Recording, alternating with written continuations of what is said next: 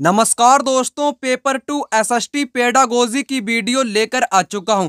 अगर आपने इस वीडियो को अंत तक देख लिया, आपकी परीक्षा में कैसा भी क्वेश्चन पूछ लिया जाए, आप उस क्वेश्चन को कर लोगे, क्योंकि यहां पर मैंने सभी प्रकार के एसएसटी पेडागोजी के क्वेश्चन यहां पर सम्मिलित किए हैं, जो कि आपकी परीक्षा के लिए सर्वाधिक महत्वपूर्ण उपयोगी साबित होंगे। आपकी परीक्षा में कुल 60 क्वेश्चन पूछे जाते हैं, जिनमें से 20 क्वेश्चन पेडागोजी के पूछे जाएंगे और 40 क्वेश्चन कंटेंट वाले आपसे पूछे जाएंगे। यहां पर आपको 20 नंबर पक्के हो जाएंगे अगर आपने इस वीडियो को अच्छे तरीके से यहां पर देख लिया। आइए इस महत्वपूर्ण वीडियो को करेंगे शुरू। पहला क्वेश्चन यहां पर आ चुका है। सामाजिक विज्ञान में आकलन का मुख्य उद्देश्य है। आपको बताना है सामाजिक विज्ञान यानी कि सोशल साइंस में आकलन का मुख्य उद्देश्य यानी कि असेसमेंट का मुख्य उद्देश्य क्या होता है। पाठ्य पुस्तकीय ज्ञान को याद करने की क्षमताओं का परीक्षण तथा सभी शिक्षार्थियों के लिए परीक्षा के तनाव को कम करना। बिल्कुल गलत होगा। गलत कैसे होगा ये भी आप यहाँ पर देखते चलिएगा। याद करने की, याद करना, रटाना, व्याख्या देना, ये हमेशा ही गलत होते हैं, तो पहला गलत हो गया। शिक्षार्थियों को वर्गीकृत करने एवं चिन्हित करने के लिए, ये भी गलत हो गया। कैसे गलत हुआ? यहाँ पर कहा गया है कि शिक्षार्थियों को वर्गीकृत और चिन्हित यानी कि विद्यार्थियों को अलग अलग करना, जो कि एक नेगेटिव पॉइंट को दर्शाता है, इसलिए ये भी यहाँ पर आपका गलत हो जाएगा। शिक्षार्थियों के बीच सामाजिक विभेदों को दर्शाने के लिए, क्या आप शिक्षार्थियों के मध्य विभेदों को दर्शाएंगे, आप ऐसे हो, आप वैसे हो, तो ये भी हमेशा कैसा होगा? ये भी गलत होगा। पहला भी गलत, दूसरा भी गलत, तीसरा भी गलत। सही कौन सा होगा? चौथा यहाँ पर सही होगा।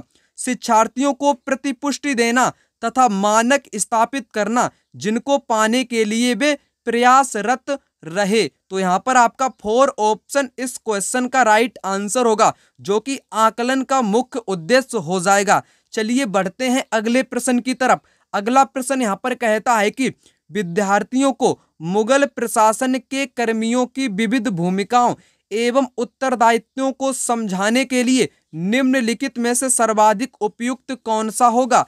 आपको यहाँ पर करना क्या है? क्वेश्चन को समझना है। क्वेश्चन में बोला गया है कि विद्यार्थियों को आपको क्या समझाना है? मुगल प्रशासन के बारे में आपको समझाना है, उनके कर्मियों की विविध भूमिकाओं एवं उत्तरदायित्व को आपको समझाना है। तो आप क्या करोगे? सर्वेक्षण करोगे, भूमिका निभाना यानी कि रोल प्ले करोगे, समय सीमा, खुले अंत वाले प्रश्न करवाओगे। यहाँ पर सबसे जो अच्छा तरीका होगा वो होगा भूमिका निभाना। क्या होगा? भूमिका निभाना, रोल प्ले करना।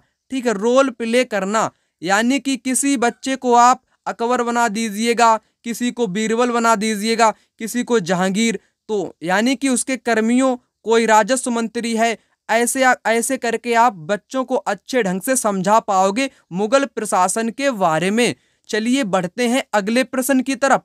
अगला प्रश्न यहाँ पर आ चुका है, क्वेश्चन नंबर 3 कहता है कि सामाजिक विज्ञान की पाठ्य पुस्तकों में कार्टून की क्या भूमिका है।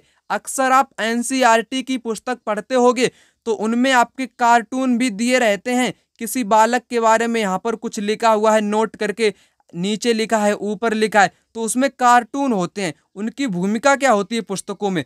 कोई भूमिका नहीं। कार्टून अपरिपक्व हैं, भरपाई करने के रूप में प्रयुक्त होते हैं। इससे पाठ्य पुस्तक आकर्षित दिखती है, कक्षा को आनंददायक बनाते हैं, क्योंकि विषय नीरस है। मूलभूत मामलों को उठाकर विद्यार्थियों को इनसे जोड़ना है। सबसे जो उपयुक्त है यहाँ पर जो भूमिका निभाता है कार्टून, वो निभाता है मूलभूत मामलों को उठाकर विद्यार्थियों को इनसे जोड़ना। ऑप्शन 4 यहाँ पर राइट आंसर हो जाएगा। चलिए बात करते हैं क्वेश्चन नंबर 4 की। कहता है कि सामाजिक विज्ञान के पाठचर्या को अधिक समावेशी बनाने के लिए निम्न में से कौन सहायक हो सकता है। आपको करना क्या है? जो सामाजिक विज्ञान यानी कि सोशल साइंस की जो पाठचर्या है, उसको आपको अधिक से अधिक समावेशी बनाना है। तो उसके लिए आप क्या करोगे? पाठचर्या को जेंडर संबंधित मुद्दों से जोड़ना, कक्षा में एक रूप निर्देश, एक निश्चित शिक्षण शैली, विभिन्न स्रोतों को शामिल करना, आधिकारिक एवं निम्न वर्गीय प्रसंगों के एक परीक्षा पत्र सभी शिक्षार्थियों के लिए। यहाँ पर दोस्तों आपको बताना है कौन सा यहाँ पर आपका राइट आंसर हो जाएगा। यहाँ पर समावेशी बनाने के लिए पाठचर्या में जेंडर संबंधित मुद्दों को भी जोड़ना चाहिए, बिल्कुल सही है। यहाँ पर कक्षा में एक रूप निर्देश एवं एक निश्चित शिक्षण शैली नहीं, ये यहाँ पर गलत होगा। ठीक है, निश्चित शिक्षण शैली नहीं अपनानी चाहिए, बल्कि विभिन्न प्रकार की शिक्षण शैली अपनानी चाहिए, जिससे जो विद्यार्थी हैं वो अधिक से अधिक समझने का प्रयास कर सकें। विभिन्न स्रोतों को शामिल करना, आधिकारिक, ये भी यहाँ पर सही है, स्रोत का भी सम्मिलित करना। एक परीक्षा पत्र सभी शिक्षार्थियों के लिए, ये भी सही है। तो गलत कौन सा है? गलत है बी। जिन ऑप्शन में बी होगा वो यहाँ पर आपका गलत माना जाएगा, ये भी गलत माना जाएगा, ये भी गलत माना जाएगा। सेकेंड वाला यहाँ पर राइट आंसर होगा केवल ए और सी यहाँ पर इसका राइट आंसर दोस्तों हो जाएगा। अगला प्रश्न यहाँ पर कहता है कि इतिहास पढ़ाते वक्त वंशावली चार्ट का प्रयोग होता है, क्यों होता है? किसी साम्राज्य या वंश के वर्धन एवं विकास को चित्रित करने के लिए, बिल्कुल सही बोला गया है। अगर मैं यहाँ पर बात करूं, क्या बात करूं? वंशावली चार्ट की, तो उसमें किसी भी साम्राज्य हो, उसका जो विस्तार है, उसको विकास को दिखाने के लिए वंशावली चार्ट का प्रयोग किया जाता है। जैसे मैं यहाँ पर लिखना चाहूँ बाबर के बाद में कौन आया? हुमायूं आया। हुमायूं के बाद में कौन आया? अकबर आया, जहांगीर आया, शाहजहां आया, औरंगजेब आया। तो इनका इस प्रकार से क्रम है। इन्हीं को अगर आपको दिखाना है वंशावली चार्ट में, जैसे आपको पहले लिखना पड़ेगा बाबर, ठीक है, बाबर के नीचे फिर उसका पुत्र, इस प्रकार से इसको बोलते हैं वंशावली चार्ट। इससे क्या पता चलता है? इससे किसी साम्राज्य या वंश के वर्धन का विकास यानी कि चित्रित होता है, पता चलता है। बिल्कुल सही है यहाँ पर आपका कथन। अनुक्रम एवं प्रक्रियात्मक संबंधों को दर्शाने के लिए, ये भी यहाँ पर सही है कि एक दूसरे, यानी कि जैसे अगर मैं बात करूं बाबर और हुमायूं के बीच का जो समय काल है, उसके मध्य में क्या हुआ, ये भी हमको जानकारी प्राप्त होती है। अगला है एक काल क्रमिक रूपरेखा देने के लिए, यानी कि क्रम से हर एक चीजों के बारे में जानकारी आपको प्राप्त होती है, ये भी यहाँ पर सही कहा गया है। शिक्षार्थियों में स्थान की अवधारणा विकसित करने के लिए, ये यहाँ पर बिल्कुल गलत दिया गया है।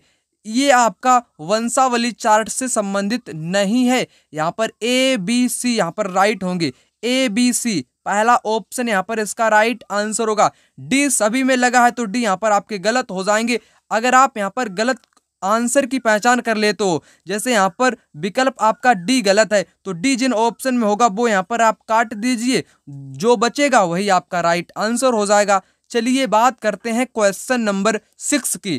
कहता है कि कक्षा में मानचित्र के प्रयोग के संदर्भ में निम्नलिखित कथनों में कौन सही है? मानचित्र के बारे में, मानचित्र एक सामाजिक राजनीतिक निर्मित है, ये यहाँ पर बिल्कुल सही बोला गया है।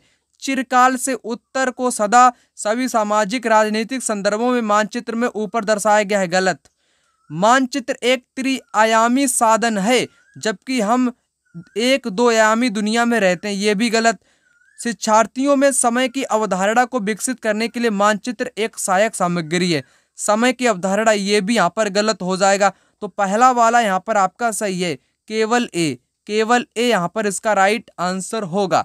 चलिए बात करते हैं क्वेश्चन नंबर 7 की। कहता है कि दृष्टिबाधित शिक्षार्थियों के साथ कार्य करते समय एक सामाजिक विज्ञान शिक्षक को किस प्रकार से शिक्षण अधिगम प्रक्रिया में अनुकूलन करना चाहिए? अब आपको यहाँ पर बताना क्या है। दृष्टिबाधित यानी कि ऐसे बच्चे जो देख नहीं पाते हैं, उनके साथ अगर आपको काम करना है तब आपको क्या करना चाहिए अधिगम प्रक्रिया में, यानी कि उनको सिखाने के लिए आपको क्या करना चाहिए? दृष्टिबाधित छात्रों को यथोचित विराम तथा पुनरावृत्ति के साथ स्पष्ट एवं उच्च आवाज में बोलना, ये बिल्कुल सही बोला गया है।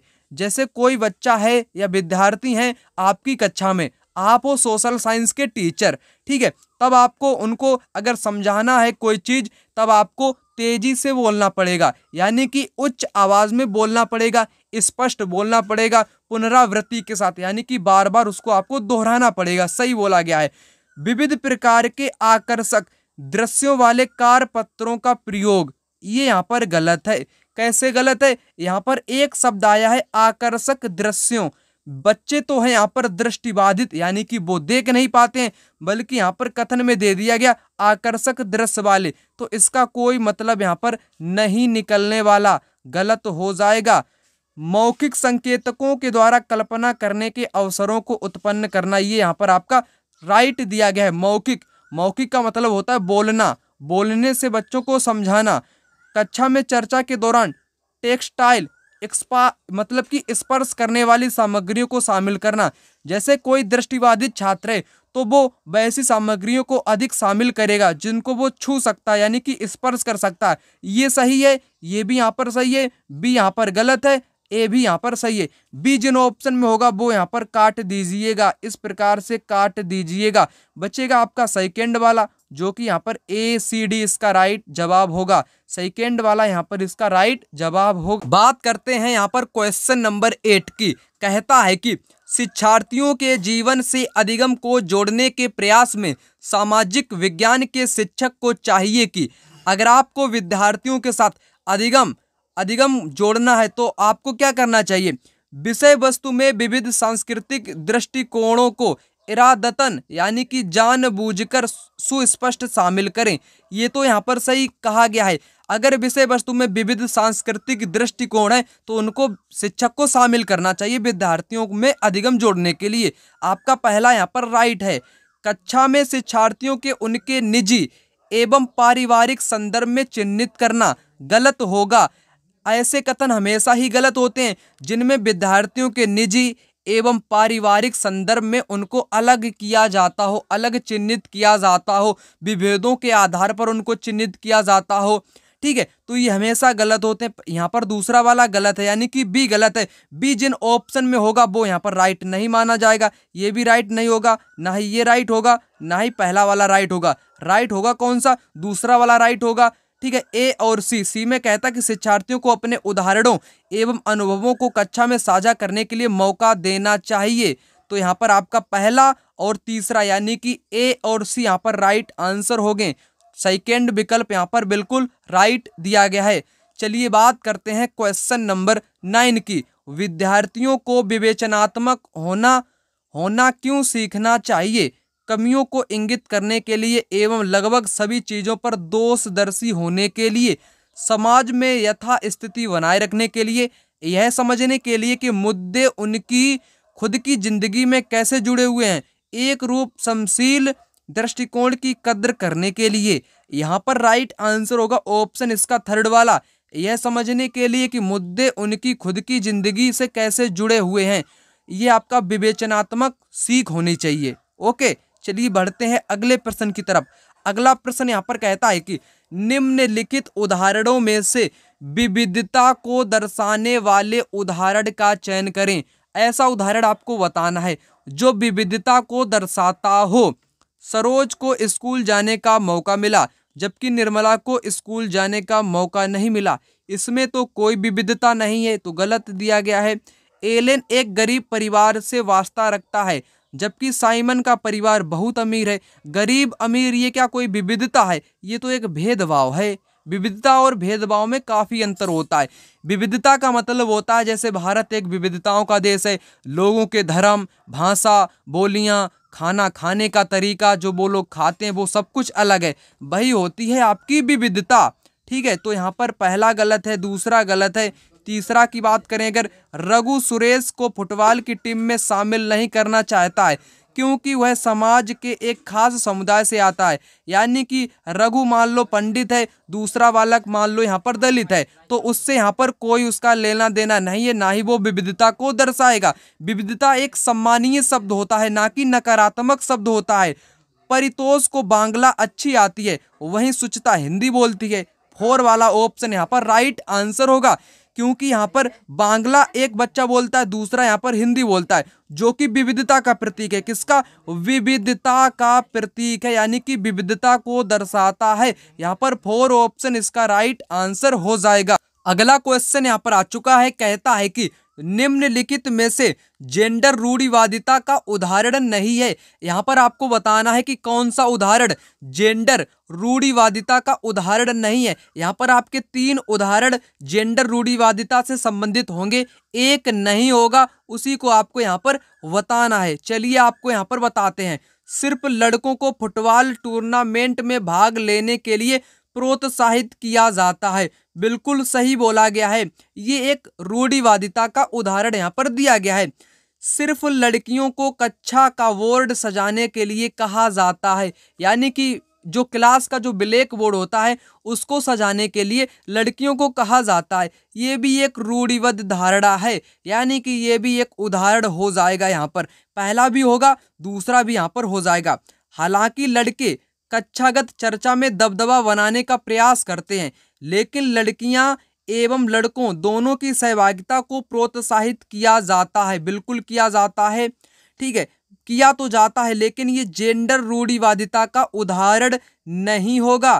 कौन सा नहीं होगा? यहाँ पर थर्ड वाला नहीं होगा। कक्षा में अनुशासन बनाए रखने के लड़के एवं लड़कियों को अलग अलग पंक्तियों में बिठाना, ये भी एक रूढ़िवादिता का यहाँ पर उदाहरण दिया गया है।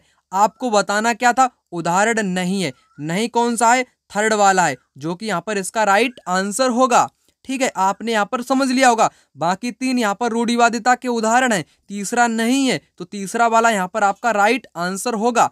चलिए बात करते हैं अगले प्रश्न की। अगला प्रश्न कहता है कि एक स्कूल के सामाजिक विज्ञान के शैक्षणिक भ्रमण में जीरो, बोमडीला, नामदफा राष्ट्रीय उद्यान, तवांग, लिसांग गांव को शामिल किया गया है। किस माध्यम से विद्यार्थियों को आप भ्रमण के लिए 2 राज्यों को इंगित करेंगे? क्वेश्चन सरल है, इसमें आपका जीरो है। ठीक है, बोमडीला दर्रा कहाँ पर पड़ता है? नामदफा राष्ट्रीय उद्यान कहाँ है? तवांग कहाँ है? लिसांग गांव ये कहाँ पड़ता है? ये पड़ता है अरुणाचल प्रदेश में। कहाँ पर? आपका नामदफा है अरुणाचल प्रदेश और मणिपुर। ठीक है, तो पहला यहाँ पर, तीसरा यहाँ पर इसका राइट आंसर हो जाएगा। ठीक है, तो ये आपका अरुणाचल प्रदेश और मणिपुर की यहाँ पर बात की जा रही है। यहाँ पर आपका थर्ड वाला ऑप्शन राइट आंसर हो जाएगा। अगला प्रश्न यहाँ पर आ चुका है, क्वेश्चन नंबर 13, कहता है कि किसी समुदाय के घेटुआइजेशन की प्रक्रिया का नतीजा क्या होता है? उसकी बाकी समाज से अलगाव, उनकी संस्कृति का विविधीकरण, अल्पसंख्यकों का संरक्षण, उनका सामाजिक सशक्तिकरण। यहाँ पर दोस्तों आपसे पूछा क्या है? किसी समुदाय के घेटुआइजेशन की प्रक्रिया का नतीजा क्या होता है? आखिर घेटुआइजेशन आखिर होता क्या है? मैं यहाँ पर आपको बताना चाहूँगा। भय या दुश्मनी के कारण किसी एक समाज का किसी दूसरी जगह पर बस जाना। ठीक है, डर के मारे वे लोग किसी दूसरी जगह पर बस जाते हैं, समुदाय अपना बना लेते हैं, वही होता है घेटुआइजेशन। उसका नतीजा आपसे पूछा, क्या पूछा है? उसका नतीजा क्या होता है? उसका बाकी समाज से अलगाव हो जाता है, यानी कि उनका जो समाज है वो दूसरे समाज से अलग हो जाता है। ठीक है, तो आपको पहला ऑप्शन यहाँ पर करेक्ट मारना है।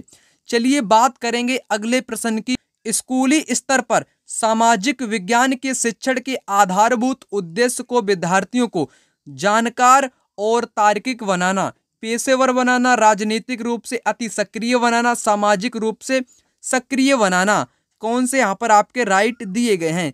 ऐसे क्वेश्चन आप तभी सोल्व कर पाओगे जब आपको इनमें से गलत की पहचान कर लोगे या सही आप 1 या 2 यहाँ पर कर लोगे। चलिए आपको यहाँ पर करके बताते हैं। यहाँ पर आपसे कहा गया है कि स्कूली स्तर पर सामाजिक विज्ञान के शिक्षण के आधारभूत उद्देश्य विद्यार्थियों को क्या बनाते हैं? क्या बनाते हैं? जानकार भी बनाते हैं, तार्किक बनाते हैं। पहला यहाँ पर राइट आंसर होगा। पेशेवर बनाना, ये भी यहाँ पर राइट आंसर होगा। राजनीतिक रूप से अति सक्रिय बनाना और सामाजिक रूप से अति सक्रिय बनाना, यहाँ पर है थोड़ा कन्फ्यूजन। चलिए इसको करते हैं यहाँ पर दूर। राजनीतिक रूप से अति यहाँ पर शब्द आ गया है, इसलिए यहाँ पर गलत हो गया है। ठीक, तो शब्दों को भी आपको यहाँ पर देखते चलना है। राजनीतिक रूप से ज्यादा सक्रिय बनाना यहाँ पर गलत होगा। सामाजिक रूप से सक्रिय बनाना सही होगा। तो यहाँ पर ए बी डी यहाँ पर राइट आंसर है, ए बी डी यहाँ पर राइट आंसर है। सी जिन ऑप्शन में होगा वो तो गलत हो ही जाएगा, वो तो गलत हो ही जाएगा। इस प्रकार से आपका 4 ऑप्शन यहाँ पर इसका राइट आंसर हो जाएगा। एक तरीका और आप यहाँ पर अपना सकते हैं ऐसे क्वेश्चन को सोल्व करते समय, जैसे यहाँ पर आपका ए बी सी, इसमें सी है, कॉमन आपको देखना है, ऐसा ऑप्शन आपको पहचानना है जिनमें से एक ही शब्द कई बार रिपीट ना हुआ हो। जैसे सी इसमें भी है, सी इसमें भी है, तो इसमें सी नहीं है, तो ये आपका राइट आंसर हो जाएगा। चलिए बात करते हैं क्वेश्चन नंबर 15 की। कहता है कि अन्वेषण को इच्छुक रचनात्मक दृष्टिकोण से एक सामाजिक विज्ञान की शिक्षिका अपने शिक्षार्थियों को किस रूप में देखेगी, किस रूप में देखेगी? सामाजिक प्रक्रियाओं में खोज करने में उत्सुक सही होगा। स्रोतों के आधार पर कल्पनाशील, ये भी राइट आंसर होगा। समस्याओं के समाधान के सुझावों की कोशिश करने वाले, ये भी राइट आंसर होगा। विवादास्पद मुद्दों को उच्चतर शिक्षा के स्तर पर चर्चा करने के लिए स्थगित करना, स्थगित करना, रोकना, बातें ना करना, तो ये हमेशा ही गलत होते हैं। किसी भी विवादास्पद यानी कि विवाद वाले अगर मामले हैं, बच्चों को समझाना है तो उनको स्थगित नहीं करना चाहिए बल्कि समझाना चाहिए। तो यहाँ पर डी गलत है। जिन ऑप्शन में डी होगा वो तो यहाँ पर खत्म हो ही जाएगा। बचेगा आपका कौन सा? ए बी सी, यानी कि सेकेंड ऑप्शन यहाँ पर इसका राइट आंसर होगा। अब बात करेंगे अगले प्रश्न की। क्वेश्चन नंबर 16, उच्च प्राथमिक स्तर पर सामाजिक विज्ञान में कौन सा विषय शामिल नहीं है? नहीं करके आपसे पूछा गया है। दर्शन शास्त्र, राजनीतिक विज्ञान, भूगोल, इतिहास। यहाँ पर आपका दर्शन शास्त्र सम्मिलित नहीं है, ठीक है, दर्शन शास्त्र यहाँ पर आपका सम्मिलित नहीं है। यहाँ पर इतिहास, भूगोल, राजनीतिक विज्ञान और अर्थशास्त्र, इतने ये आपके 4 सब्जेक्ट यानी कि 4 पार्ट आपके सम्मिलित हैं सामाजिक विज्ञान में, आप लोग याद रखेंगे। चलिए बात करते हैं क्वेश्चन नंबर 17 की। कहता है कि सामाजिक विज्ञान में किस प्रकार के शिक्षण सहायक उपकरण सबसे अधिक उपयोगी होते हैं? सामाजिक विज्ञान में कैसे उपकरण सर्वाधिक उपयोगी होते हैं आपको बताना है। मॉडल भी होता है, संग्रहालय भी होता है, दृश्य श्रव्य दृश्य माध्यम भी होता है, रेखाचित्र उपकरण भी होता है। यहाँ पर आपको सबसे अधिक उपयोगी पूछा गया, कौन सा अधिक उपयोगी, कौन सा यहाँ पर होगा? तो सबसे अधिक उपयोगी होगा श्रव्य दृश्य माध्यम। बच्चे सुन भी सकें, देख भी सकें, वो आपका यहाँ पर सबसे उपयुक्त हो जाएगा। क्वेश्चन नंबर 18 यहाँ पर आ चुका है। कहता है कि सामाजिक विज्ञान में मूल्यांकन का प्राथमिक उद्देश्य, मूल्यांकन का पहला उद्देश्य होना चाहिए, क्या होना चाहिए? पाठ्य पुस्तक को ज्ञान से याद कराना और सभी शिक्षार्थियों के लिए परीक्षा का तनाव कम करना। गलत होगा, क्योंकि यहाँ पर कहा गया है कि ज्ञान को याद कराना, याद कराना गलत होता है, रटाना गलत होता है, व्याख्या देना ये हमेशा ही गलत होते हैं।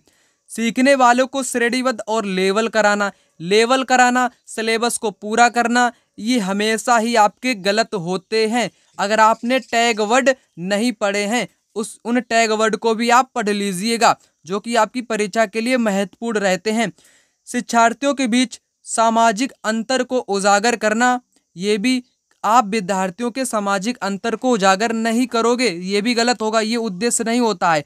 उद्देश्य दोस्तों होता है शिक्षार्थियों को प्रतिक्रिया देना, उनके लिए मानक स्थापित करने के लिए प्रयास करना। 4 ऑप्शन यहाँ पर इसका राइट जवाब हो जाएगा। चलिए बात करेंगे क्वेश्चन नंबर 19 की। क्षेत्रीय यात्राएं सामाजिक विज्ञान में किसके लिए उपयोगी हैं? क्षेत्रीय यात्राएं मूल्यांकन के लिए, अनुभवजन्य साक्ष्य के लिए, मनोरंजन के लिए, ये सभी। तो यहाँ पर आपको बताना क्या है, जो आपकी क्षेत्रीय यात्राएं आयोजित कराई जाती हैं सामाजिक विज्ञान के अंतर्गत, वो किसमें सहायक होती हैं? वो होती हैं अनुभवजन्य साक्ष्य में। यानी कि किसी बच्चे को अगर आप ले गए हो कारखाने में या वन क्षेत्र में भ्रमण कराने, तो उसको अनुभव होगा कि वृक्ष इस प्रकार से होते हैं, कारखाने में फैक्ट्रियों के माध्यम से ये किस प्रकार से किया जाता है, यानी कि उनको अनुभव होता है। अनुभव से प्राप्त साक्ष्य को ही बोला जाता है अनुभव साक्ष्य। तो सेकेंड ऑप्शन यहाँ पर करेक्ट हो जाएगा। क्वेश्चन नंबर 20 यहाँ पर आ चुका है। कहता है कि एक कक्षा में एक शिक्षक छात्रों को सांस्कृतिक विविधता की सराहना करने और रूढ़िवादिता से लड़ने के लिए कैसे प्रोत्साहित कर सकता है? व्याख्यानों एवं प्रस्तुतियों के माध्यम से। व्याख्या देना हमेशा गलत होता है, मैंने बताया आपको। विशेष रूप से पाठ्य पुस्तकों के माध्यम से, यहाँ पर एक शब्द लगा हुआ है विशेष रूप से। क्या बच्चे पाठ्य पुस्तकों पर ही निर्भर रहेंगे? नहीं रहेंगे, गलत होगा। बहुसांस्कृतिक उत्सवों का आयोजन करके, यहाँ पर इसका राइट आंसर हो जाएगा। उपरोक्त में से सभी नहीं होंगे, तो यहाँ पर आपका थर्ड ऑप्शन राइट आंसर होगा। बहुसांस्कृतिक उत्सवों का आयोजन करके आप क्या कर सकते हो? सांस्कृतिक विविधता की सराहना और रूढ़िवादिता से लड़ने के लिए बच्चों को प्रोत्साहित कर सकते हो। थर्ड ऑप्शन यहाँ पर करेक्ट हो जाएगा। चलिए बात करते हैं क्वेश्चन नंबर 21 की। कहता है कि अर्थव्यवस्था में महिलाओं की भागीदारी पर चर्चा करते हुए निम्न में से किसे सम्मिलित किया जा सकता है? यहाँ पर क्वेश्चन में कहा गया है कि अर्थव्यवस्था में महिलाओं की भागीदारी, ठीक है, तो विभिन्न उद्योगों में महिलाओं की भागीदारी राइट होगा। संगठित व असंगठित क्षेत्रों में लैंगिक भागीदारी, यानी कि पुरुष भी समान होने चाहिए, महिलाओं का भी वहां पर समान होना चाहिए, दोनों यहाँ पर राइट है। महिलाओं द्वारा घर पर किया जाने वाला कार्य, महिलाओं द्वारा घर पर किया जाने वाला कार्य यहाँ पर बोला गया है, ठीक है, तो ये आपके सम्मिलित हो जाएंगे। यहाँ पर उपरोक्त में से एक से अधिक यहाँ पर राइट आंसर होंगे, ठीक है, तो यहाँ पर एक से अधिक इसका राइट आंसर हो जाएगा। चलिए बात करते हैं क्वेश्चन नंबर 22 की। निम्नलिखित में से कौन सी एक कक्षा में भौगोलिक पर्यवेक्षण की एक सहायक सामग्री नहीं है? ग्लोब भी है, ठीक है, ग्लोब भी आपकी है, आलेख भी है, मॉडल भी है, लेकिन प्राकृतिक खोज नहीं होती है। तो प्राकृतिक खोज आपको यहाँ पर राइट आंसर मारना है। वीडियो दोस्तों आपके लिए यहीं तक थी। अगर वीडियो आपको अच्छी लगी हो, वीडियो को ज़्यादा से ज़्यादा अपने दोस्तों के साथ शेयर करिएगा, लाइक करिएगा। चैनल पर नए हैं तो चैनल को अभी सब्सक्राइब कर लीजिएगा। मिलते हैं दूसरी वीडियो में, तब तक के लिए धन्यवाद। जय हिंद, जय भारत।